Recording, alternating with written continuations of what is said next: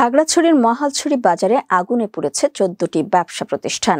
রাত ১২:৩০টার দিকে উপজেলার মূল বাজারে অগ্নিকাণ্ডের এই ঘটনা ঘটে।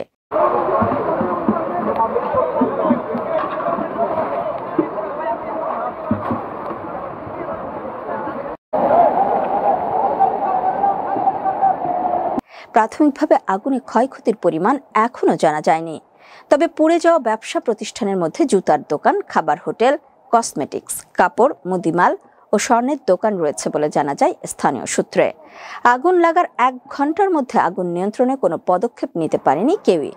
আগুন লাগার পরপরই মহালছড়িতে প্রচুর বৃষ্টিপাত শুরু হয়। অবশেষে সেই বৃষ্টিতেই বাজারের আগুন নিয়ন্ত্রণে আসে। ধীরে ধীরে স্থানীয়দের সহায়তায় সেনাবাহিনী ও ফায়ার সার্ভিসের সদস্যরা পুরোপুরি আগুন নেভাতে সক্ষম হয়। এর আগে ফায়ার সার্ভিসের ২টি ইউনিট ঘটনাস্থলে পৌঁছালেও পানির উৎসের সংকটের কারণে অগ্নি নির্বাপনের কাজে যুক্ত হতে